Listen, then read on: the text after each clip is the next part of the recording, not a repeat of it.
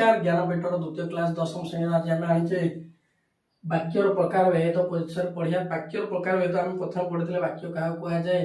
आज पढ़िया वाक्यर प्रकार भेद वाक्य केते प्रकार। जदि आम वाक्य को देखा सर वाक्यर रूप सब दुई प्रकार। सर दुई प्रकार कौन कौन गोटे हूँ गठन रूप गोटे हूँ प्रकार्यत्मक रूप। सर वाक्य रूप हूँ दुई प्रकार गोटे हूँ गठनात्मक आ गोटे प्रकार्यत्मक। तो गठन रूप में कौन जाऊँगी ना गठन में पुणी वाक्य हो जाए चार प्रकार। गठन में कौ मैंने जाऊँगी एक जाऊँगी सरल वाक्य, दुई रही यौगिक वाक्य, तीन रही जटिल वाक्य, चार रही मिश्र वाक्य।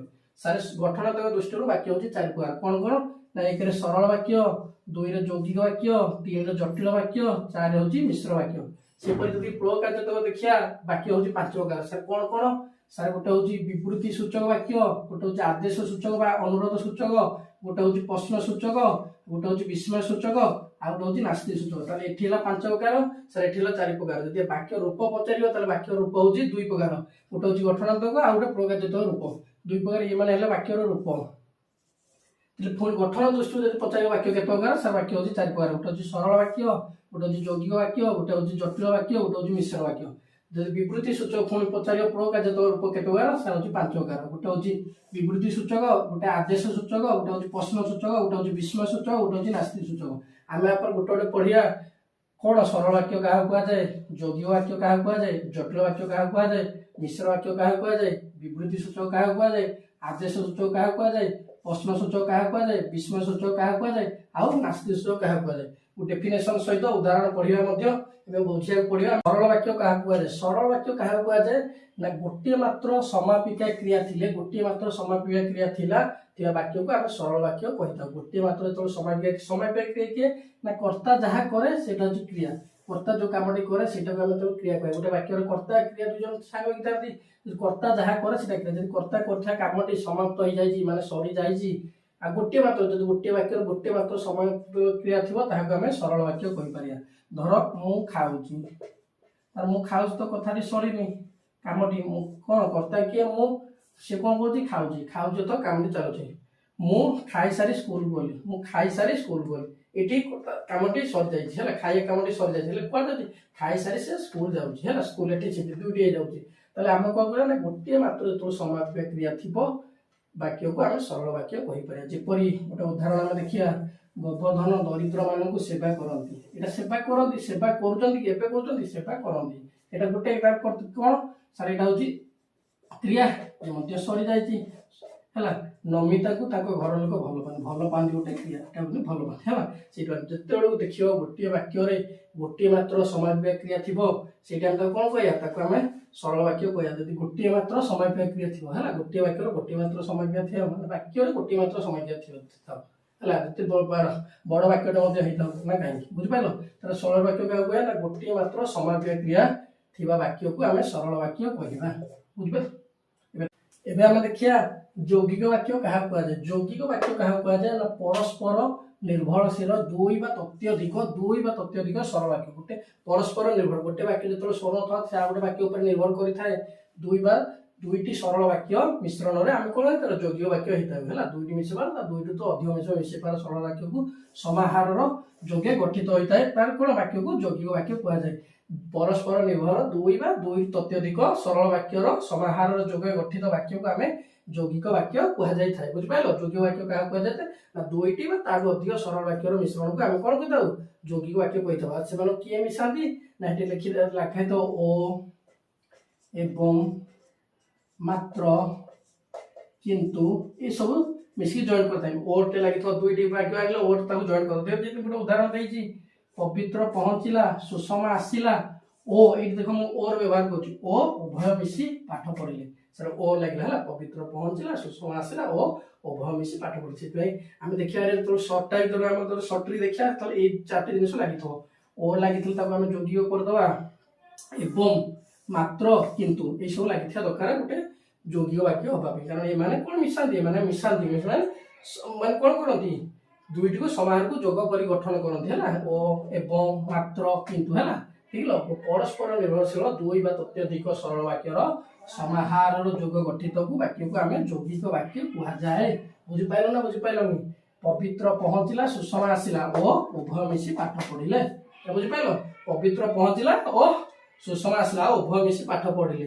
ମନୋଜ ଶ୍ରେଣୀରେ ବସିଛି ମାତ୍ର ପଢି ପାରିଲା ନାହିଁ। ମନୋଜ ଶ୍ରେଣୀରେ ବସିଛି ମାତ୍ର ପାଠ ପଢି ପାରିଲା ନାହିଁ ହେଲା। ମାତ୍ର ଲାଗିଲା, ଓ ଲାଗିବ, ଏବଂ ଲାଗିବ ହେଲା। ଯେମିତି ବୁଝିପାରୁଛ ନା ନାଇଁ? ଶିକ୍ଷକ କହିଲେ ମାନସ ଏବଂ ସୁରେଶ ଗୀତ ଗାଇବେ।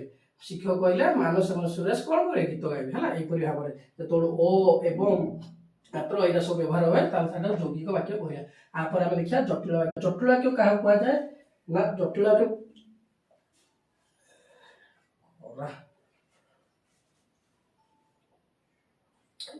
ଦୁଇ ବା ତତ୍ୟଧିକ ପରସ୍ପର ସାପେକ୍ଷ ଖଣ୍ଡ ବାକ୍ୟକୁ ସମନ୍ୱୟକୁ ଆମେ କୁହାଯାଏ ଜଟିଳ ବାକ୍ୟ। ମାନେ ଦୁଇ ହଉ, ଦୁଇଟି ଖଣ୍ଡ ବାକ୍ୟ ହଉ, ତିନୋଟି ହଉ, ତିନିଟି ଉପରେ ହଉ, ଦୁଇ ବା ତତ୍ୟଧିକ, ଦୁଇରୁ ଅଧିକ ମଧ୍ୟ ହେଇପାରିବ ଖଣ୍ଡ ବାକ୍ୟ। ଆମେ ତ ପଢିଥିଲେ ଖଣ୍ଡ ବାକ୍ୟ ଜଣେ ଅନ୍ୟ ପ୍ରତି ଯୋଉ ବାକ୍ୟଟି କଣ କରେ ଆଉ ଗୋଟେ ପଦ ପ୍ରତି ଗୋଟେ ପଦ ଆଉ ଗୋଟେ ପଦ ପ୍ରତି ଯୋଉଟା ନିର୍ଭର କରିଥାଏ ତାକୁ ଆମେ ଖଣ୍ଡ ବାକ୍ୟ କୁହାଯାଏ। ମାନେ ବାକ୍ୟ ସମ୍ପୂର୍ଣ୍ଣ ହଉନି, କର୍ତ୍ତା ଆଉ କ୍ରିୟା ଥାଇ ମଧ୍ୟ ଯେତେବେଳେ ବାକ୍ୟଟି ସମ୍ପୂର୍ଣ୍ଣ ନ ହୋଇଥାଏ ତାହାକୁ ଆମେ ଖଣ୍ଡ ବାକ୍ୟ କହିଥାଉ। ବୁଝିଥାଉ ତମେ ନେକ୍ସଟ କ୍ଲାସରେ ମଧ୍ୟ ପଢେଇଥିଲି ମୁଁ ବାକ୍ୟ ଆଉ ପ୍ରିଭିୟସ କ୍ଲାସରେ ପଢେଇଥିଲି ମୁଁ କଣ ନା ବାକ୍ୟର କଣ ଥିବ ସେ କର୍ତ୍ତା ଓ କ୍ରିୟା ଦି ଜଣ ଅଛନ୍ତି ହେଲେ କାମଟି ସମ୍ପୂର୍ଣ୍ଣ ହଉନି, ମାନେ କଥାଟି ମନର ଭାବଟି ସମ୍ପୂର୍ଣ୍ଣ ରୂପେ ପ୍ରକାଶ କରୁନାହିଁ, ତାହେଲେ ଆମେ ତାକୁ କଣ କହୁଛେ? ତାକୁ ଆମେ ଖଣ୍ଡ ବାକ୍ୟ କହୁଛେ। ଏଇଠି ସେଇ ଖଣ୍ଡ ବାକ୍ୟ କଣ କହିଲା ଜଟିଳରେ? ଦୁଇ ବା ତତ୍ୟଧିକ ପରସ୍ପର ସାପେକ୍ଷ ଖଣ୍ଡ ବାକ୍ୟର ସମନ୍ୱୟକୁ ଜଟିଳ ବାକ୍ୟ କୁହାଯାଏ। ଦୁଇ ବା ତତ୍ୟଧିକ ଖଣ୍ଡ ବାକ୍ୟର ସମାହାରକୁ ଆମେ କଣ କହିବା? କଣ କହିବା? ଆମେ ଜଟିଳ ବାକ୍ୟ କହିବା। ବୁଝିପାରିଲ? ଜଟିଳ ବାକ୍ୟ କାହାକୁ କହିବା? ଗୋଟେ ଉଦାହରଣ ଦବା। ଅଜା ଯେତେବେଳେ ଘରେ ପହଞ୍ଚିଲେ ସେତେବେଳେ ଘରେ ରତନ ନଥିଲା। ଅଜା ଯେତେବେଳେ ଘରେ ପହଞ୍ଚିଲେ ଇଏ ହେଲା ଗୋଟେ ଖଣ୍ଡ ବାକ୍ୟ। ସେତେବେଳେ ଘରେ ରତନ ନଥିଲା ଇଏ ହେଲା ଗୋଟେ ଖଣ୍ଡ ବାକ୍ୟ। ସେ ଦୁଇଟି ଖଣ୍ଡ ବାକ୍ୟ ମିଳନ ହଉଛି, ସେଟାକୁ ଆମେ କଣ କହିବା? ଜଟିଳ ବାକ୍ୟ କହିବା। ଦେଖିବ ଯେତେବେଳେ ସେତେବେଳେ ଲାଗିଥିବ, ଯେତେବେଳେ ହଉ ସେତେବେଳେ ହଉ, ଏଇଟା ସବୁ ତାର ସଟ୍ରିକି। ଯେଣେ ତେଣେ ଏଣେ ତେଣେ ଏଇଟା ସବୁ ଲାଗିଥିଲେ ଆମେ ଜାଣିବା ଯେ ଇଏ ଗୋଟେ ହଉଛି ଜଟିଳ ବାକ୍ୟ ହେଲା। ଯେମନ୍ତେ ସେମନ୍ତେ ଏଇଟା ସବୁ ହେଲା। ଏମିତି ମନେ କରିବ ଯେତେବେଳେ ସେତେବେଳେ ଯେମନ୍ତେ ସେମନ୍ତେ ଏଣେ ତେଣେ ଏଇଟା ସବୁ ବ୍ୟବହାର ହଉଥିଲେ ଆମେ ତାକୁ ଜାଣିବା ଜଟିଳ ବାକ୍ୟ ହେଲା। ଦୁଇ ବା ତତ୍ୟଧିକ ପରସ୍ପର ସାପେକ୍ଷ ଖଣ୍ଡ ବାକ୍ୟର ସମନ୍ୱୟ ଜଟିଳ ବାକ୍ୟ ଗଠିତ ହୁଏ। ବୁଝିପାରିଲ? ଏବେ ତାର ଗଠନ ଦୃଷ୍ଟିରୁ ଆମେ ବାକ୍ୟ ପ୍ରଥମେ ସରଳ ବାକ୍ୟ ପଢିଲେ, ଦୁଇରେ ଯୌଗିକ ବାକ୍ୟ ପଢିଲେ, ତିନିରେ ଜଟିଳ ବାକ୍ୟ ପଢିଲେ, ଚାରି ପଢିବା ମିଶ୍ର ବାକ୍ୟ। ତାପରେ ଗଠନ ରୂପ ସରିଯିବ। ତାପରେ ଦୃଷ୍ଟିରୁ ବାକ୍ୟ ଚାରି ପ୍ରକାର। ସରଳ ବାକ୍ୟ ପଢିଲେ, ଯୌଗିକ ବାକ୍ୟ ପଢିଲେ, ଜଟିଳ ବାକ୍ୟ ପଢିଲେ, ଏବେ ଲାଷ୍ଟ ପଢିବା ମିଶ୍ର ବାକ୍ୟ। ଯେକୌଣସି ପ୍ରକାର ବାକ୍ୟର ସମନ୍ୱିତ ରୂପକୁ, ଯେକୌଣସି ବାକ୍ୟ ଆମେ ମିଶେଇ ପାରିବା ସମନ୍ୱିତ ରୂପକୁ ଆମେ ମିଶ୍ର ବାକ୍ୟ କହିବା। ସାର୍ ଦୁଇଟି ସରଳ ବାକ୍ୟ, ଗୋଟେ ଯୌଗିକ, ଦୁଇଟି ସରଳ ବାକ୍ୟ, ଗୋଟେ ଜଟିଳ, ଆମେ ମିଶେଇଲେ ମିଶ୍ର। ମିକ୍ସ ତ ମନେ କରି ମିକ୍ସ ତରକାରୀ କରୁଛେ, ସେଟା କଣ ସବୁ ପ୍ରକାର ପନିପରିବା ଆମେ ପକଉଛେ, ସେଟା ମିକ୍ସ ବାକ୍ୟ ହେଲେ ସବୁ ପ୍ରକାର ଗୋଟେ ବାକ୍ୟରେ ସବୁ ପ୍ରକାର ଥିବ। ସରଳ ବାକ୍ୟ ଥିବ, ଯୌଗିକ ଥିବ, ଜଟିଳ ଥିବ, ସବୁ ମିକ୍ସ ଥାଏ ହେଲା। ସେଥିପାଇଁ ଆମେ କହିଛି ଯେକୌଣସି ପ୍ରକାର ବାକ୍ୟର ସମନ୍ୱିତ ରୂପକୁ ଆମେ ମିଶ୍ର ବାକ୍ୟ କହିବା। ଯେପରି ମୁଁ ଗୋଟେ କହିଲି ଗୀତ ବାଜା ଓ ନାଚ ଚାଲିବା ଯେଉଁ ଦର୍ଶକ ମାନେ ଦେଖିବାକୁ ଆସିଥିଲେ। ଦେଖ ଗୀତ ବାଜା ଓ ନାଚ ଚାଲିବାରେ ଯେଉଁ ଦର୍ଶକ ମାନେ ଦେଖିବାକୁ ଆସିଥିଲେ, ସାର୍ ଏଠି ଓ ଲାଗିଛି, ଏଟା କୋଉ ବାକ୍ୟ ହେଇଯିବ? ସାର୍ ଏଟା ଗୋଟେ ହେଇଯିବ ଯୌଗିକ ବାକ୍ୟ। ସାର୍ ଗୀତ ବାଜା ଓ ନାଚ ଚାଲିବା ଯେଉଁ ଦର୍ଶକ ମାନେ ଦେଖିବାକୁ ଆସିଥିଲେ, ସେଟା ହଉଛି ଗୋଟେ ଯୌଗିକ ବାକ୍ୟ। ତାପରେ ସେକେଣ୍ଡ କହିଲି ଜେଜେ ସେମାନଙ୍କୁ ଉପଯୁକ୍ତ ଚୌକିରେ ବସାଇଲେ। ସାର୍ ଏଇଠି ଗୋଟେ ବସାଇଲେ, ଗୋଟେ ମାତ୍ର ସମାପିକା କ୍ରିୟା ଅଛି, ଗୋଟେ ମାତ୍ର ସମାପିକା କ୍ରିୟା ଅଛି, ତାର ଏଟା ହେଇଗଲା ସରଳ ବାକ୍ୟ। ତାପରେ ସେମାନଙ୍କୁ ଯଥାଶକ୍ତି ଭୋଜନ ମଧ୍ୟ ପ୍ରଦାନ କଲେ। ସାର୍ ଇଏ ମଧ୍ୟ ସରଳ ବାକ୍ୟ। ପ୍ରଦାନ କଲେ ଗୋଟେ ମାତ୍ର ସମାପିକା କ୍ରିୟା ଅଛି, ଇଏ ମଧ୍ୟ ସରଳ। ସାର୍ ଦୁଇଟି ସରଳ ବାକ୍ୟ, ସରଳ ସରଳ, ଗୋଟେ ହଉଛି ଯୌଗିକ। ତିନିଟି ଯାକ ମିଶିଗଲା, ଗୋଟେ ହେଇଗଲା ସାର୍ କଣ? ସାର୍ ମିଶ୍ର ବାକ୍ୟ। କଣ ହେଇଗଲା? ମିଶ୍ର ବାକ୍ୟ ହେଇଗଲା, ଗୋଟେ ହେଇଗଲା ମିଶ୍ର ବାକ୍ୟ। ଦେଖିବା ଏବେ କହିବା ଗୀତ ବାଜା ଓ ନାଚ ଚାଲିବାରେ ଯେଉଁ ଦର୍ଶକ ଦେଖିବାକୁ ଆସିଥିଲେ, ଜେଜେ ସେମାନଙ୍କୁ ଉପଯୁକ୍ତ ଚୌକିରେ ବସାଇଲେ ଓ ସେମାନଙ୍କୁ ଯଥାଶକ୍ତି ଭୋଜନ ମଧ୍ୟ ପ୍ରଦାନ କଲେ। କେମିତି ହେଇଗଲା ମିଶ୍ର ବାକ୍ୟ ଦେଖିଲ? ସାର୍ ଗୀତ ବାଜା ଓ ନାଚ ଚାଲିବାରେ ଯେଉଁ ଦର୍ଶକ ଦେଖିବାକୁ ଆସିଥିଲେ, ଜେଜେ ସେମାନଙ୍କୁ ଉପଯୁକ୍ତ ଚୌକିରେ ବସାଇଲେ ଓ ସେମାନଙ୍କୁ ଯଥାଶକ୍ତି ଭୋଜନ ମଧ୍ୟ ପ୍ରଦାନ କଲେ। ସାର୍ ଓ ଯୋଡ଼ିକି ଏଟା ସରଳ ବାକ୍ୟକୁ କିଏ କରିଦେଲା? ଇଏ ମଧ୍ୟ କରିଦେଲା କଣ? ଯୌଗିକ। ତାହେଲେ ଯେକୌଣସି ପ୍ରକାର ବାକ୍ୟର ସମନ୍ୱିତ ରୂପକୁ ଆମେ କହିପାରିବା ମିଶ୍ର ବାକ୍ୟ। ବୁଝିପାରିଲ? ଯେକୌଣସି ବାକ୍ୟର ପ୍ରକାର ସମନ୍ୱିତ ରୂପକୁ ଆମେ ମିଶ୍ର ବାକ୍ୟ କହିପାରିବା। ଗୀତ ବାଜା ଓ ନାଚ ଚାଲିବାରେ ଯେଉଁ ଦର୍ଶକ ମାନେ ଦେଖିବାକୁ ଆସିଥିଲେ, ଏଟା ହେଇଗଲା ସାର୍ ଯୌଗିକ। ତା ସହିତ ଜେଜେ ସେମାନଙ୍କୁ ଉପଯୁକ୍ତ ଚୌକିରେ ବସାଇଲେ, ସାର୍ ସରଳ। ଯୌଗିକ ବସାଇଲେ, ଚୌକିରେ ବସାଇଲେ, ଗୋଟେ ମାତ୍ର ସମାପିକା କ୍ରିୟା ଅଛି। ତା ସହିତ ସେମାନଙ୍କୁ ଯଥାଶକ୍ତି ଭୋଜନ ମଧ୍ୟ ପ୍ରଦାନ କଲେ, ଇଏ ମଧ୍ୟ ହେଲା ଗୋଟେ ସରଳ। তাহলে ଦୁଇଟି ସରଳ ଗୋଟେ ଯୋଗ୍ୟ ତାହେଲେ ଏଠି ମିଶିଲା এই ଦୁଇଟି ସରଳକୁ ଓ କରିକି ଆମେ ଯୋଡ଼ିଦେବା ତାହେଲେ ଆମେ କହିଥିଲେ ଯୋଗ୍ୟ କେମିତି ନା ଦୁଇ ବା ତତ୍ୟଧିକ ସରଳ ବାକ୍ୟକୁ ଯିଏ ସମାନିତ ଯିଏ ଯୋଗ କାର୍ଯ୍ୟାତ୍ମକ ଦୃଷ୍ଟିରୁ ବାକ୍ୟ ହେଉଛି ପାଞ୍ଚ ପ୍ରକାର ଦେଖିଦେବା କ'ଣ କ'ଣ ବିବୃତ୍ତି ସୂଚକ ପ୍ରଥମ ଦେଖିବା ପାଞ୍ଚ ପ୍ରକାର ପ୍ରଥମେ ହେଉଛି ବିବୃତ୍ତି ସୂଚକ ନା ନିର୍ଦ୍ଦିଷ୍ଟ ବିଷୟରେ ବିବୃତ୍ତି ବା ବକ୍ତବ୍ୟ ପ୍ରକାଶ କରୁଥିବା ବାକ୍ୟକୁ ଆମେ ବିବୃତ୍ତି ସୂଚକ ବାକ୍ୟ କୁହାଯାଏ ଗୋଟେ ନିର୍ଦ୍ଦିଷ୍ଟ ସୂଚକ ମାନେ ବିବୃତ୍ତି ପ୍ରକାଶ କରୁଥିବା ସେଇ ବାକ୍ୟଟାକୁ ଆମେ ବିବୃତ୍ତି ସୂଚକ ବାକ୍ୟ କହିଥାଉ କେମିତି ନା ଏ ବର୍ଷ ପ୍ରବଳ ଶୀତ ହୋଇଛି ସାର୍ ଶୀତ ଏଠି ଗୋଟେ ନିର୍ଦ୍ଦିଷ୍ଟ ଜିନିଷକୁ ସେ ପ୍ରକାଶ କରୁଥିବ ଶୀତଟାକୁ ସେ ପ୍ରକାଶ କରୁଛି ବିବୃତ୍ତି ସୂଚକ ଏ ବର୍ଷ ପ୍ରବଳ ଶୀତ ହୋଇଛି କବିମାନଙ୍କ ମଧ୍ୟରେ ଶାରଳା ଦାସ ଅନେକ ଶାରଳା ଦାସ କବିମାନଙ୍କ ମଧ୍ୟରେ ଶାରଳା ଦାସ ଅଛନ୍ତି ଆଦିକବି ଅଟନ୍ତି ହେଲା ଆଦିକବି ଅଟନ୍ତି ବୁଝିଲ କବିମାନଙ୍କ ମଧ୍ୟରେ ଲିଖିତ କାଳିଦାସ ଶ୍ରେଷ୍ଠ ଅଟନ୍ତି ଏଇଟା ସବୁ ହଉଛି ବିବୃତ୍ତି ସୂଚକ ବାକ୍ୟ ଗୋଟେ ନିର୍ଦ୍ଦିଷ୍ଟ ବକ୍ତବ୍ୟ ବା ଗୋଟେ ନିର୍ଦ୍ଦିଷ୍ଟ ବିଷୟରେ ବକ୍ତବ୍ୟ ବା ବିବୃତ୍ତି ଦେଉଥାକୁ ବିବୃତ୍ତି ସୂଚକ କହିବା ଆମେ ଯେମିତି ବିବୃତ୍ତି ଓ ଭାଷଣ ସେଇଟା କୁହାଯାଏ ହେଲା ବୁଝିପାରିଲ ଏବେ ତାପରେ ଦେଖିବା